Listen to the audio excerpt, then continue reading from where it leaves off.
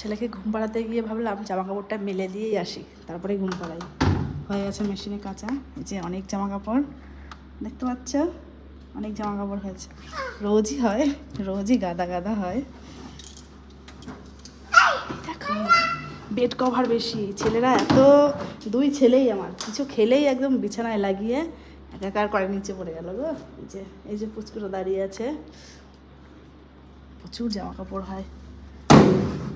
ওরকম করে না বাবা, মেলে দিয়ে এসে তারপরে ছেলেকে ঘুম পাড়াবো। হয়ে গেছে, দেখো কত জামা কাপড়, এক গামলা। হ্যাঁ রাখো, হ্যাঁ রাখো, এটা নিয়ে এবার ছাদে যাই।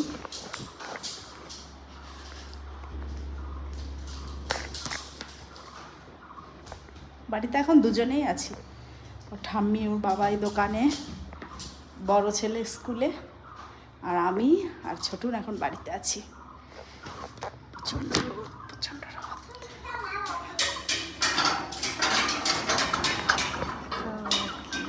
দেখেছো আমি কাসন্দি বানিয়েছি, আম তেল বানিয়েছি, সেগুলো রোদে দিয়েছি, বুঝছো?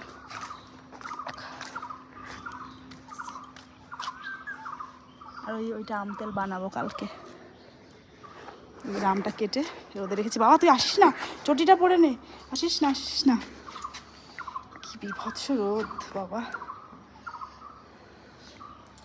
টাটা, কাজ করে নি, টাটা, কষ্ট হয়ে গেছে।